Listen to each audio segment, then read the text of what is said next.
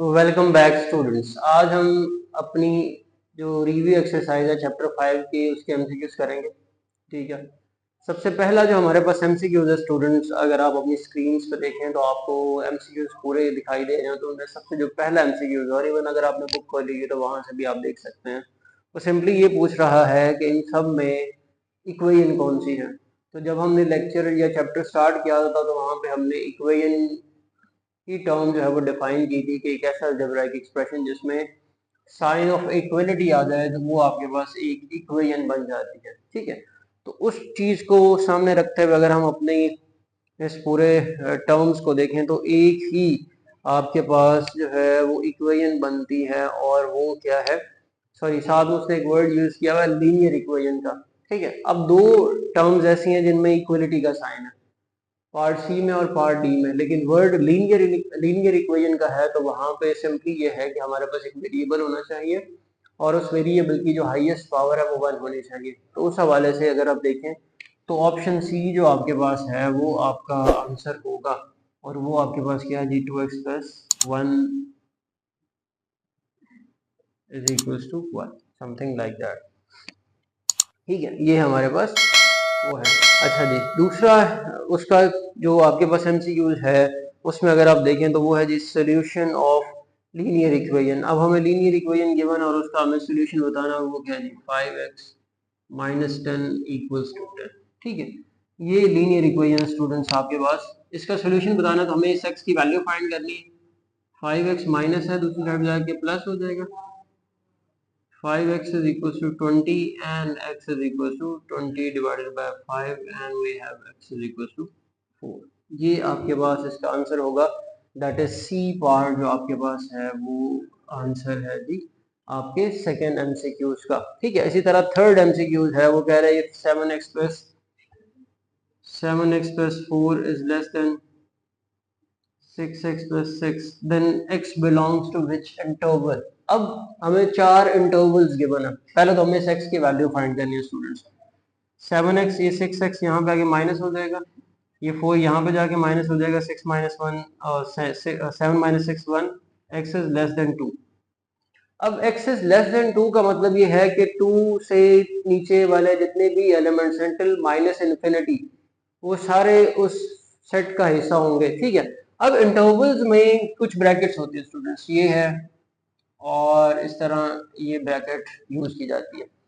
ये ब्रैकेट तब लगाई जाती है कि जब उस इंटरवल में जो एलिमेंट्स हैं वो इंक्लूडेड ना हो। ठीक है, ये तब लगाई जाती है कि जब वो भी इंक्लूड हो जाए, यानी कि अगर यहाँ पे इक्वलिटी का साइन आ जाता तो हम ये वाली टर्म यूज कर सकते थे। अब क्योंकि लेस देन 2 है तो सिंपली, और दूसरी चीज ये है कि इन्फिनिटी और माइनस इन्फिनिटी के साथ ये स्मॉल ब्रैकेट जो है वो यूज होगी। ठीक है, तो क्योंकि आपका लेस देन 2 है तो माइनस इन्फिनिटी से लेकर 2 तक जो इंटरवल है वो इंक्लूड होगा, और ऑप्शन आपके पास आ रहा है सी वाला।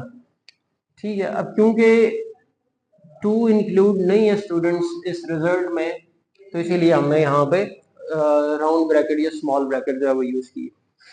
अगर 2 इंक्लूड होता है यहाँ पे लेसर एंड इक्वल टू 2 होता तो यहाँ पे आपके पास कैपिटल बड़ी ब्रैकेट या स्क्वायर ब्रैकेट जो है वो इस्तेमाल होती। आगे जी, vertical line divides the plane into.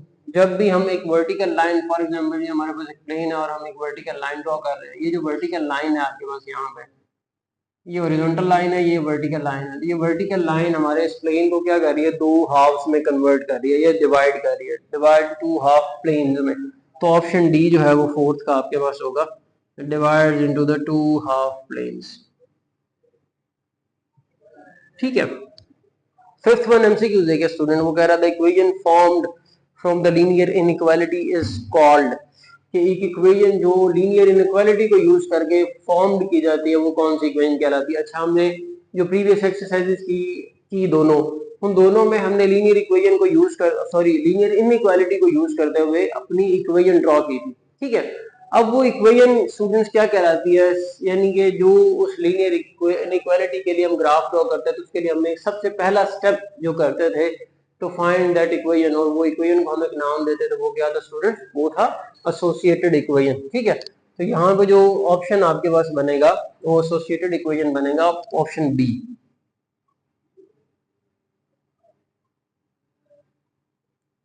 Associated equation. ठीक है स्टूडेंट्स, ये आ गया ऑप्शन 5। अच्छा 6 ऑप्शन है जी, 3x + 4 is less than 0 is definite. अब एक साइन ऑफ इनइक्वालिटी के 4 ऑप्शंस अगर आप गौर करें तो इक्वेशन तो नहीं है, नॉट इनइक्वालिटी भी नहीं है, आइडेंटिटी ये नहीं है, तो सिंपली एक ही ऑप्शन बचता है, वो है बी, और वो इनइक्वालिटी के लिए है। 6 ऑप्शन 6 एमसीक्यूज का ऑप्शन आपके पास बी है, दैट इज एन इनइक्वालिटी। अच्छा जी 7th है, corner points is also called. जो कॉर्नर पॉइंट्स हम फाइंड आउट करते हैं अपने फिजिबल रीजन में या अपनी इनइक्वालिटीज को यूज करते हुए, हमारे जो सोल्यूशन रीजन के 4 जितने भी कॉर्नर पॉइंट्स हमारे निकलते हैं उनको हम वर्टेक्स पॉइंट भी स्टूडेंट्स बोलते हैं। तो ऑप्शन बी आता है द वर्टेक्स। वर्टेक्स भी एक ऐसा पॉइंट होता है जहां पे दो चीजें आके आपस में जॉइंट करती हैं। ठीक है, तो कोना कोना भी उसे जो है वो कहा जाता है। अच्छा जी एमसीक्यू 8 आपके पास आ रहा है, वो कह रहा है the 0 is in the solution is the solution of inequality. अब 4 इनइक्वालिटीज गिवन है और वो ये कह रहा है कि 0 इनमें से किन का सॉल्यूशन है। ठीक है, अच्छा जी चारों ऑप्शंस में से हम 1 बाय 1 देखते हैं। पहला अगर हम देखें तो ग्रेटर देन 6 है, अब दोनों की जगह 0 लगाएं तो ग्रेटर देन 6 तो होगा नहीं, फॉल्स हो जाएगा। सी वाला देखें तो वहां पे लेस देन 0 है, 0 is not less than 0, 0 is equal to 0, तो ये भी यहाँ पे कैंसिल हो जाता है। फिर डी वाले में देखें वहां भी ग्रेटर है, तो एक ही ऑप्शन बचता है स्टूडेंट्स, वो है बी वाला, जहां पे 0 + 0 इज लेस देन 6 है, तो वो आपके पास ऑप्शन बी है। बी वाला जो है वो एक ऐसी इनइक्वालिटी है जिसका सोल्यूशन जो है वो 0 है, वो क्या जी 3x + y is less than 6। ठीक है, आगे चलें तो 9th एमसीक्यूज है, the solution region restricted in the first quadrant is, कि एक ऐसा सॉल्यूशन रीजन जो कि सिर्फ फर्स्ट क्वाड्रेंट तक जिसे हम रखते हैं। नॉर्मली हम सॉल्यूशन रीजन जब फाइंड आउट करते हैं तो हम एज अ ग्राफ को शेड कर देते हैं, लेकिन हमने अपनी आखिरी एक्सरसाइज में जब की तो वहां पे हमने सॉल्यूशन रीजन जो फर्स्ट क्वाड्रेंट में रिस्ट्रिक्ट किया उसको हमने एक नाम दिया था, दैट इज फिजिबल रीजन। ठीक है, तो हमारे पास जो ऑप्शन है स्टूडेंट्स वो बी है, फिजिबल रीजन। फिजिबल रीजन ये वो सॉल्यूशन रीजन है जिसको हम फर्स्ट क्वाड्रेंट में बाउंड करते हैं। ठीक है, अगला है जी a function that is to be that is to be maximize और मिनिमाइज इज कॉल्ड। अब वो फंक्शन जिसको या तो मैक्सिमाइज किया जाता है या मिनिमाइज करते हैं उसे हम एक नाम देते हैं और वो ऑब्जेक्टिव फंक्शन कहलाता है। ठीक है, हर एक क्वेश्चन में भी लिखा जाता है कि ये जो फंक्शन है ये सब्जेक्टेड है टू द कंस्ट्रेंट। ठीक है, तो हर एक ऑब्जेक्ट किसी न किसी कंस्ट्रेंट में सब्जेक्ट होता है स्टूडेंट, तो यहाँ पे ऑब्जेक्टिव फंक्शन आएगा, इसका ऑप्शन बी है द ऑब्जेक्टिव फंक्शन।